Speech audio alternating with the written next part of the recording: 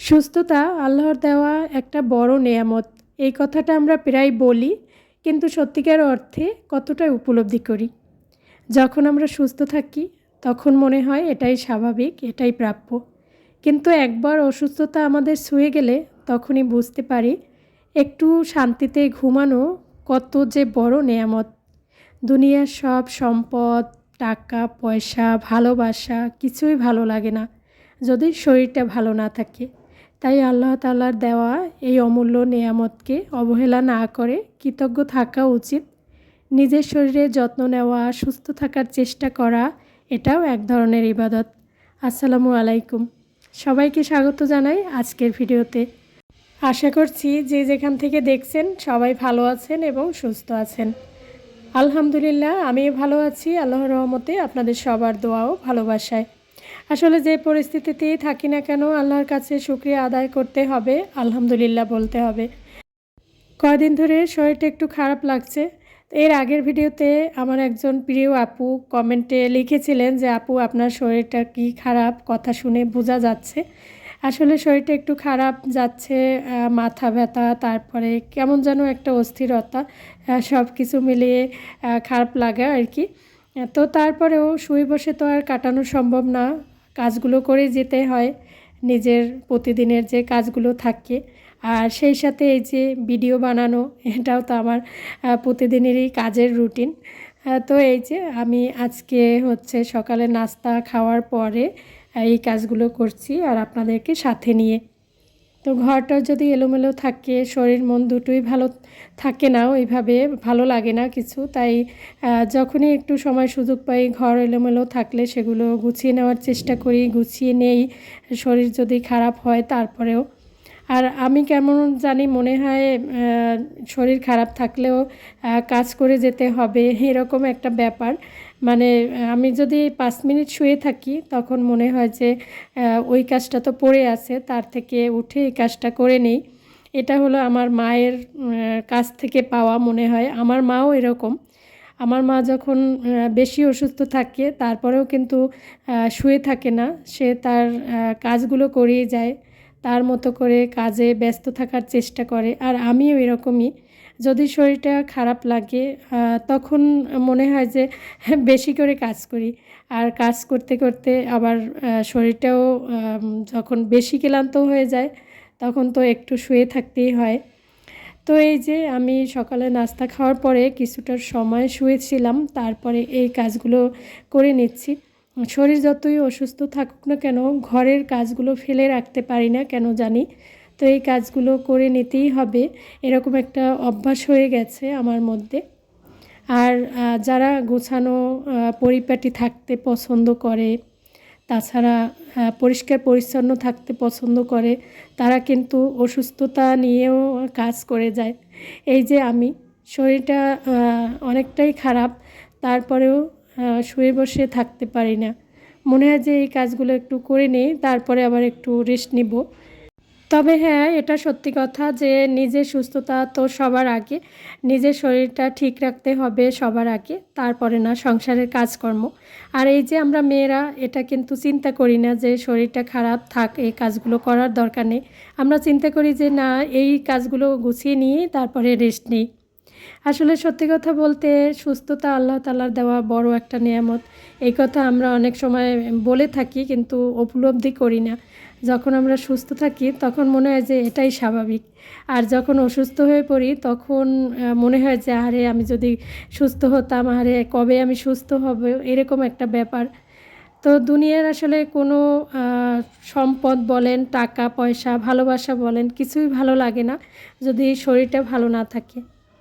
তাই আল্লাহর কাছে সবসময়ের জন্যই চাই যেন আল্লাহ সুস্থ রাখেন, ভালো রাখেন। আর এই সুস্থতা নিয়ে যেন আল্লাহর কৃতজ্ঞতা প্রকাশ করতে পারি। আর সুস্থ থাকার জন্য নিজের যত্ন নেওয়া, একটু সুস্থ থাকার চেষ্টা করা, এটা অবশ্যই আমাদের প্রত্যেকেরই করা উচিত। তো আমি এই যে একদিকে রান্নাবান্নার কাজগুলো করছিলাম আর অন্যদিকে একটু এই ঘরদোর পরিষ্কার পরিচ্ছন্নতার কাজগুলো করছিলাম। আসলে দেখা যায় কি ২ দিন যদি এই জিনিসপত্রগুলো না মোছা হয় তাহলে ধুলা পড়ে পড়ে থাকে, সাদা হয়ে থাকে, দেখতে খারাপ লাগে। আর সেই সাথে এই জিনিসপত্রগুলো নষ্টও হয়ে যায়, দাগ পড়ে যায়। এজন্য যতই শরীর খারাপ থাকুক এগুলোর একটু যত্ন নেওয়ার চেষ্টা করি। আর এগুলোকে যদি ভালোভাবে পরিষ্কার পরিচ্ছন্ন করে না রাখি তো দেখতেও তো বাজে লাগবে, তাই না? তো এই জন্যই আর কি আমার ঘরের জিনিসপত্রগুলোকে আমি সবসময়ই অনেক বেশি যত্নের মধ্যেই রাখি। চেষ্টা করি এগুলোকে একটু যত্ন সহকারে রাখার। আমরা হলাম মধ্যবিত্ত, সবসময় তো চাইলেই একটা জিনিস পরিবর্তন করে নতুন একটা জিনিস কিনে আনতে পারি না। তো এজন্য যা আছে ঘরের মধ্যে সেগুলোকে একটু যত্ন নেওয়ার চেষ্টা করি।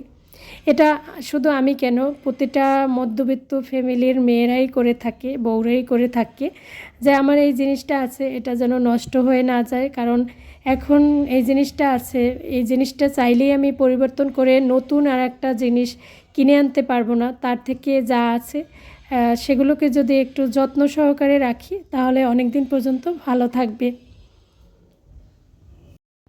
তো এই যে আমি এক এক করে কিন্তু আমার ঘরের ফার্নিচারগুলোকে সুন্দর করে পরিষ্কার করে নিচ্ছি, কারণ এগুলো প্রতিদিনই এরকম করে একবার মুছতে হয়, না হয় তো ধুলা পড়ে দেখতে বাজে লাগে। আর ধুলাবালির মধ্যে বাস করাও তো সম্ভব হয় না, শরীর খারাপ হয়ে যায় বেশি ধুলাবালি বা অপরিষ্কার অপরিচ্ছন্ন থাকলে শরীরে অনেক রোগ জীবাণুর আক্রমণ হয়ে থাকে।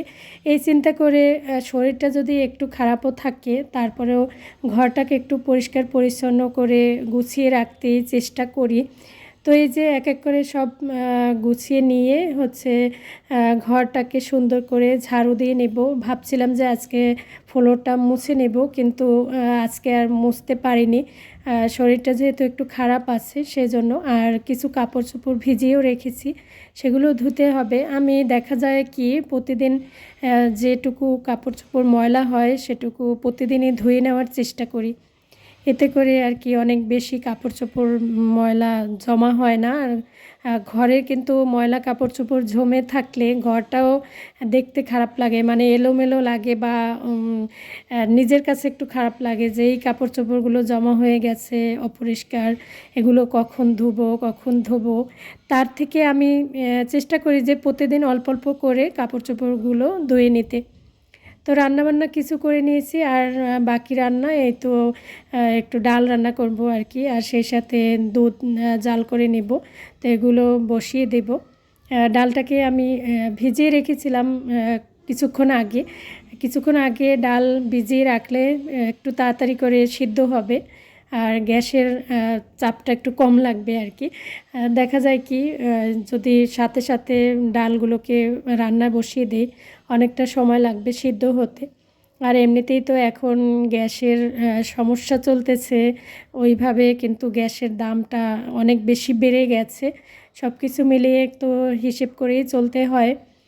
ভাবছিলাম যে প্রেসার কুকারে ডালটা সিদ্ধ করে রান্না করব, তারপরে আবার এই পাতিলেই রান্না বসিয়ে দিয়েছি। আর সিদ্ধ হতে সময় লাগবে না, কারণ একটু ভিজিয়ে রেখেছিলাম কিছুটা সময়, আর এখান থেকে তারপরে আর কি রান্নাটা বসিয়ে দিয়েছি। আর সেই সাথে এই তো ফ্রিজে দুধ ছিল, তো দুধের এটা বরফ ছেড়ে যাওয়ার পরে এখন এটাকে একটু জাল করে নিব। আর সব কাজ গুছিয়ে নিয়ে রান্নাবান্না সব কিছু করে নিয়ে তারপরে হলো গোসলের সময় আমি যে কাপড় চোপড়গুলো ভিজিয়ে রেখেছি সেগুলো ধুয়ে নেব। তো এইভাবেই আমি প্রতিদিন কাজগুলো করার চেষ্টা করি। শরীর খারাপ হলেও আসলে সংসারের কাজগুলো তো করেই যেতে হয় যতটা সম্ভব। মানে শরীর যদি খুব বেশি খারাপ না হয় তাহলে চেষ্টা করি স্টেপ বাই স্টেপ সময়ের মধ্যে সংসারের কাজগুলো গুছিয়ে নিতে। তো এই যে ফ্রিজটার ভিতরটা যত পরিষ্কার করি বাইরেও কিন্তু ওইভাবেই পরিষ্কার করার দরকার, কারণ বাইরের অংশটাতে অনেক সময় অনেক বেশি ময়লা জমে দেখতে বাজে লাগে। আমি দেখেছি অনেকের ফ্রিজে এরকম ফ্রিজের বাইরের অংশটা অনেক বেশি ময়লাযুক্ত হয়ে যায়। তো এই জিনিসটা আমার কাছে অনেক বেশি খারাপ লাগে। এজন্য আমি আমার নিজের বাসার ফ্রিজটাকে সবসময় পরিষ্কার করে রাখি। ভিতরটা যেমন পরিষ্কার করে রাখি, আর সেই সাথে বাইরের গুলো সুন্দর করে পরিষ্কার করে নিই, যাতে দেখতেও সুন্দর লাগে। তো তারপরে তো কাপড় চোপড় ধুয়ে দিয়েছি, খাওয়া দাওয়া করেছি, আর সন্ধ্যার পরে আবার ক্যামেরা অন করেছি। ছেলের আবদার একটু পাস্তা খাবে, তো এর জন্য ভাবলাম যে সবাই মিলে একটু সন্ধ্যার নাস্তায় পাস্তাই খেয়ে নেব। তো এখানে ডিম দিয়ে পাস্তা রান্না করে নিচ্ছি একদম সহজ পদ্ধতিতে। তো বন্ধুরা, এতক্ষণ ধৈর্য ধরে যারা আমার ভিডিওর সাথে আছেন তাদেরকে জানাই অসংখ্য ধন্যবাদ। যদি ভিডিও একটু ভালো লেগে যায় তাহলে একটি লাইক দিয়ে দিতে পারেন। আর নতুন বন্ধু যারা আজকে আমার ভিডিও প্রথম দেখছেন, যদি একটু ভালো লেগে যায় তাহলে চ্যানেলটিকে সাবস্ক্রাইব করে রাখতে পারেন।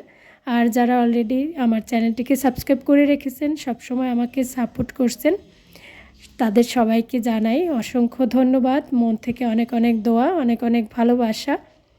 আপনাদের সাপোর্ট পেলে সত্যি আমি আরও অনেক দূরে এগিয়ে যেতে পারবো। আর আপনাদের সুন্দর কমেন্ট কিন্তু আমাকে নতুন একটি ভিডিও বানাতে অনেক বেশি উৎসাহিত করে। আমার কথা ও কাজের মধ্যে ভুল ত্রুটি হয়ে থাকলে অবশ্যই ক্ষমা সুন্দর দৃষ্টিতে দেখবেন আশা করি। তো এই ছিল আমার আজকের ভিডিওটি দেখার জন্য সবাইকে জানাই অসংখ্য ধন্যবাদ। সবাই ভালো থাকবেন, সবার জন্য দোয়া রইল। আল্লাহ হাফেজ, আসসালামু আলাইকুম।